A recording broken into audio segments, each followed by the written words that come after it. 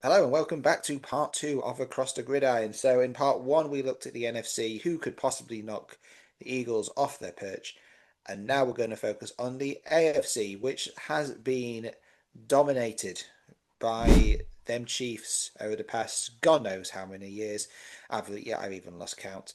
Patrick Mahomes is still reigning supreme in the AFC, but is there anybody who is ready to end that dynasty? So, Eddie, let's look at some of the runners and the riders for the AFC. But look, before we do that, let's just quickly touch on the Chiefs, like we did with the Eagles. Do we think that the Chiefs are looking better, or are they looking worse than last season? Because last year, again, just a bit of a recap. Last year was an odd year for them. I thought the Chiefs. They basically they basically did 1-0 to the Arsenal every single game last season, right? They did what they needed to do. They didn't play well. They got to playoffs like everyone thought they would do. They did their usual trick of losing to Buffalo in the regular season, but then beating them in the playoffs, only to come up short against the Eagles actually in the playoffs. And I say they came up very short against the Eagles in the playoffs. So in the Super Bowl. So how do we think that they are looking coming into the 2025 season? See, I'll start with a quote from one of my favorite movies. Um, you know, and um, and Are you trying you, to are you trying to seduce me? Is it that one? no. I'll have what she's having. So it's the movie called The Usual Suspects. I don't know if you've seen the Usual Suspect, and and the guy said that one of the biggest trick that the devil ever did was to convince people that they didn't exist. And I look at the Chiefs, and this is one of the things that the Chiefs have been able to do, because it doesn't matter how the Chiefs look. It really doesn't matter. They can look strong, they can look weak, but the minimum for them is AFC Championship, which is just absolutely ridiculous. And so until someone is capable of pushing the Chiefs out, season after season, you've got to say that they improve just by being there. No, the Chiefs are a better team every season just because they're there. And as they've got Patrick Mahomes and they've got Andy Reid there, you've got to say they have improved. That's a funny thing to say, but they probably don't need any additions to improve because that's just what they do. They always get better, every season, and they find ways to win. I mean, we're talking about, the way they won the league, the games last season, last minute plays, where, field goals where, like, strange things were happening to the other teams. And then, right, other teams get to the fourth quarter and it's like as if they become crazy and do silly things and they just find a way to lose to the Chiefs. I don't see that stopping. So the Chiefs have gotten better just by being the Chiefs. There we go. That's a very depressing start as for anyone who supports a team in the AFC. So thank you for that, Eddie. All right, well, let's look at some of the contenders then, and I'll group these two together because they're always there or thereabouts. Yeah. It's the Bills and the Ravens. Yeah. I mean, again, just going back to what I was looking at in part one, when the AFC was looking at ESPN's power index for 2025 and looking at the projections. I mean, they've got the Eagles, as I said, with the highest probability of winning the Super Bowl at 10.9%. The one below that is the Chiefs at 10.3%. So, just purely by going on this, they see an Eagles Chiefs Super Bowl. But then in third and fourth of that list are the Buffalo Bills and then the Baltimore Ravens, both with around a 9.5% chance of winning a Super Bowl. So again, purely going off these predictions, you can't really split the two. Mm. Um, you've got two of the best quarterbacks in the division. They were in the shootout for the MVP last season, and Lamar Jackson and Allen. Surely it's got to be one of these two seasons this season. So let's look at those two. Well, let's start with the Bills. Where do you see the Bills this season? I mean, Josh Allen returning MVP, from last season. And I think it's time that Josh Allen actually gets over the line. Mm-hmm. And it's a little bit frustrating because, when you're that good of a quarterback that he is, the last thing that you want is to be running against Usain Bolt. And this is how a lot of runners feel like during that Usain Bolt era, because you'll be looking at the times that the people ran, and you're like, if you take out Usain Bolt's time, that time is enough to win, any Olympic or any race. But you're just having to run beside Usain Bolt, and it just makes you look even slower when you're running. And I think that's what's happening with Josh Allen, because he's playing in the same conference as Patrick Mahomes. He just looks a little bit worse off, when if you didn't have Patrick Mahomes, you'd be thinking, oh my goodness, Josh Allen, look at what he's doing. But because he's competing with Josh Allen, just takes the shine off him a little bit. And it's the things, it's the little things now. It's the little things for the Bills. It's not the big things. It's not like, can they win? Can they score points? Can they get turnovers? It's just the little things, the little plays, one play here, one play there, that always seems to be the difference for them. So you've got to look at the Bills and say, at some point, they've got to get sick and tired of this. They're gonna be like, hold on a second, we cannot keep getting pummeled by the Chiefs. We've got to do it. This is our season. And I'll They already are sick of it. I can tell you, yeah. they already are sick of it. So at some point, they've just got to get over the line. And it's probably the same thing with the Ravens, right? People are looking at Lamar and saying he doesn't do it in the playoffs. And it's a fair shout. It's a fair criticism. He's not great in the playoffs, great in the regular season, which reminds me of another quarterback that I won't talk about, who's great in the regular season, and people absolutely don't give him a lot of credit. But, but Lamar, Lamar Jackson, Lamar Jackson, it's high time. I think for the two of them, they must be sitting, in a dark room, over the summer and thinking to themselves, what do we have to do to get over this red Chiefs, right? What do we have to do? And I think, for them, they'll be looking at this season as this has got to be our year. No matter what, this has got to be a year. So I think for me, just touching on those three teams we looked at. First of all, with the Chiefs, as I said when we were introing this part, they pretty much 1-0 their way to the Super Bowl. But the Super Bowl itself, it was only really in the last few minutes of the fourth quarter to make that scoreline respectable, Mm. right? So you can look at that in two ways. You can look at it, and if you're a team in the AFC, you might look at it, if you're the Bills or the Ravens or any other team that we're talking about, you can look at the Chiefs and say, okay, look, they are fallible. These guys are beatable in the playoffs at the the grandest stage. They got pummeled. They are a team that there is nothing to fear. That aura that may have existed about the Chiefs, I think, got wiped away in that Super Bowl. So that has got to give the Bengals, and it's got to give the Ravens, and the Bills the confidence that if they draw them in the playoffs, that they can beat them, right? If they play them in the divisional game or the conference game, they should be able to beat them. However, the flip side of that coin is that you are going to get I imagine there'll be a very pissed off Chiefs team going into preseason. Not saying they're embarrassed. Their team have been too good for too long to be embarrassed by a performance. And you've seen teams in the past say like the Patriots when they were dominating. If they lose a Super Bowl, they were back there the next season, or they were putting because they want to avenge the previous season's defeat. So it can work two ways. It can give an extra kick to the Chiefs to go out and prove people wrong, to prove that they are a dynasty, and they're going to try it again for the three-peat, try and get another three in a row. Or it could actually give a glimmer of hope to the Ravens and the Bills and anyone in the AFC. Or to be honest, it's probably going to be closer to the two, right? It's probably going to be a combination of the two. So, but if we look at the Ravens, we look at the Bills. I think one of the big things for me is the Bills. If you look at the two divisions, I think the Bills, without question, are going to walk that division. Because again, if you look at the teams in it, you've got the Jets, you've got the Dolphins, you've got the Patriots. Now, this isn't, 5-6 years ago, it was a very, very different. It was a very different division because the Patriots were still a force. The Bills were on the way up, but the problem is now the Bills are going to win that league, and the Dolphins and the Jets and the Patriots, they're battling for second place. So I think it's almost a guarantee that the Bills are going to make the players without really much of a struggle. But then you look at the AFC North with the Ravens. They've got the division with the Bengals, the Browns, and the Steelers. Now, two of those teams, spoiler alert, two of those teams we're going to be talking about as potential dark horses. and the other one is Cleveland, right? So that is a much tougher division to get out of than what the Bills will face.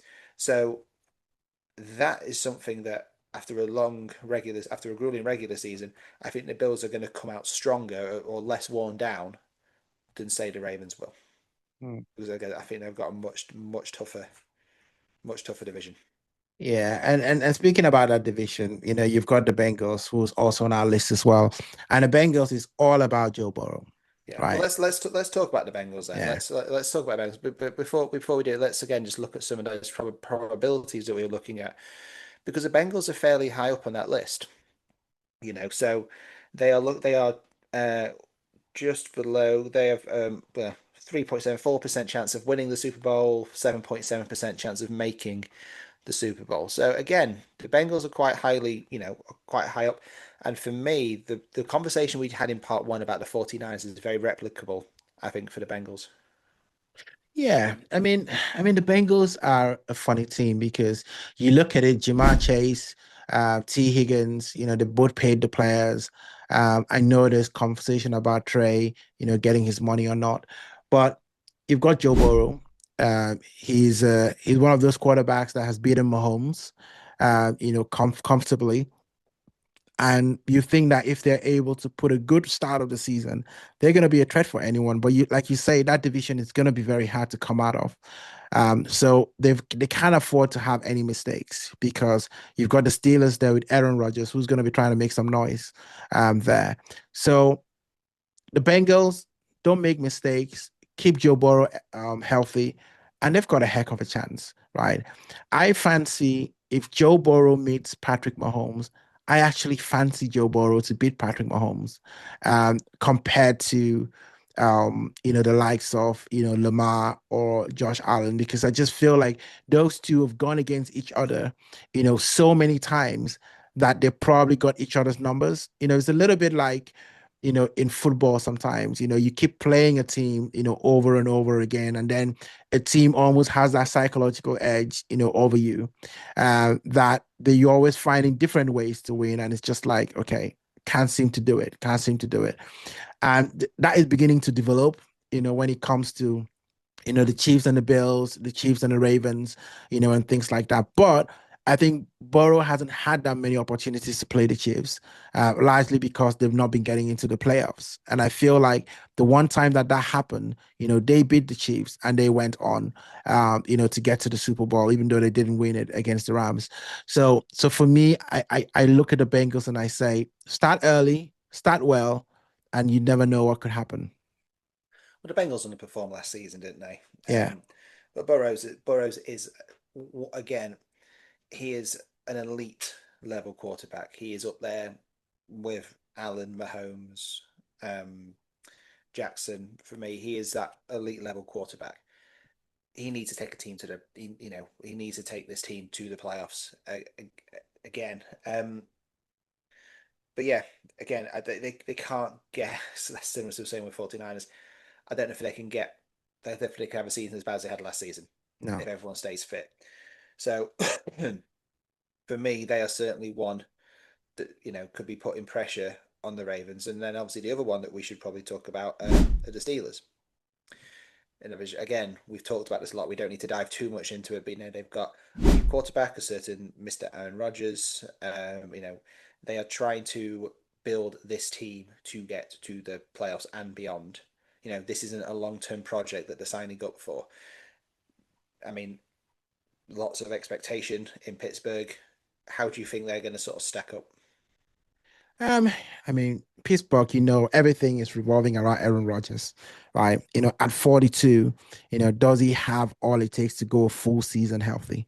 And I think that's the question. Is Aaron Rodgers a good quarterback? I think so. I think he is. I think he's still got a little bit of juice in him. And it's a little bit like, when you're squeezing that orange and, you've got all the juice out and you just think, you know what, maybe I can just squeeze something out just a little bit more.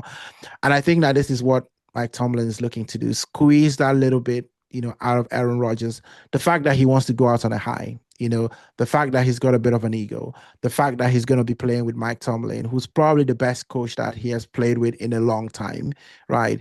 You're talking about a Super Bowl winning coach, with a Super Bowl winning quarterback. So you got to look at that combination and think that there's something in there. Then you've got DK Metcalf, who's come over to the Steelers. And, I hear they're also making some trades, as well. You had the trade from the Dolphins, as well. So you seem like they're stacking up, the roster to help Aaron Rodgers to go as far as they can. Mike Tomlin loves to run the ball, so again, that would help Aaron Rodgers. So you can't dismiss him. And I think that this is why that division is so hard to call, because I think that teams are going to take points off each other. And it's really going to be about what teams do away from home when they go play other teams in other divisions. And, how many wins is it going to take to get out of that division? And I think you're going to need at least a minimum of 11 or 12. I think anything below that, you can't get out of that division at all. So I think it all depends on Aaron Rodgers for the Steelers. No, I think that's fair. I mean, you put a lot of cap towards Aaron Rodgers. You put a lot of stock in him, former MVP, Super Bowl winner. He's coming to take that team to the next level. And if you're being cynical, the next level for the Pittsburgh Steelers is doing better than one and done in the playoffs. They're gonna want to do more than that, right? So let's I just want to let's we're probably slightly overrunning on this part of the show, but I want to quickly move over to the AFC West. We had one team on our list, but I want to throw another team on this as well. So let's just have a quick minute on both the Denver Broncos. Obviously, again, another surprise package last season with Bo Nix leading the line, actually getting into the playoffs, which was fantastic for them. But I also want to look at the LA Chargers Mm. now, because looking at some of the betting odds, they are actually favourite to come second over the Denver Broncos. So a lot of people think the Chargers have a better chance of getting to the playoffs than the Broncos this year. So again, what what are your thoughts on those two? Um, I think those two teams, conversation is going to be revolving around their coaches, right? Harbaugh, coming into the league, the Chargers, the record always shows that in his second or third season, he always gets his team into a championship. So you want to look at that and think, okay, is that going to happen? Justin Herbert is supposed to be a very good quarterback, and he had statistically one of the best rookie season out there, but he's never really lived up to that. It's either been injuries, and things like that. They've had lots of coaching changes, as well, and all of these things haven't worked quite well for them. So having said that, you then look at Denver Broncos. You've got Sean Payton, who is supposed to be, who is an absolutely great coach, and I think they found a quarterback. Because for a while they tried to the Russell Wilson experience that didn't really work. Bo Nix came in, and you felt like Sean Payton had a quarterback that he could actually mold, a quarterback he could actually teach, a quarterback he could coach the way he wants. And look at what they did. They came close to beating the Chiefs in the regular season, the first time that they played. Of course, they beat them, the second time that they played, but at that point in time, the Chiefs were already in the playoffs and all of that, and they rested a lot of their players. But I look at that team and I think that Bo Nix should take another step up, as well. I think Sean Payton is going to watch to make sure he doesn't get the sophomore slump, as well. So those two teams, I think that they are real dark horses in the AFC. I think you've got on mute. Bloody hell! I tell you what, it's still COVID again, isn't it? Um, but no, look, I think you're right. I think those two teams are dark horses. Again, if we're honest, they're both battling for second place again because the Chiefs are more than likely to win that division. But yeah, same question I asked you at the end of part one. One word: who's taking the AFC this season? Do you know what? I'm going to surprise everyone. Um, You can't say I- the Cowboys. no, the wrong conference. I'm going to surprise everyone. I'm going to go with the Bengals. Okay. I'm going to go with the Bengals. I think that's going to be my pick. I'm gonna go for the Bills. I think it's their time. It's their time this year. So Okay, that's the end of part 2, guys. Thank you for sticking with us on that. If let us know in the comments who you think are going to take if anybody's going to knock out the Chiefs this year, if everyone's going to knock them off their perch, or if you think it's going to be the Chiefs again who are going to the Super Bowl from the AFC. And we'll be back in part 3. Thank you for tuning to this episode of Across the Gridiron. So for more NFL related news, insights, and somewhat outlandish Cowboys opinion and rants, please leave a comment or hit like and subscribe. And don't forget to hit that notification button so you never miss a video of any of our nonsense. And we'll be back soon at Across the Gridiron. I'm the bad guy. I'm the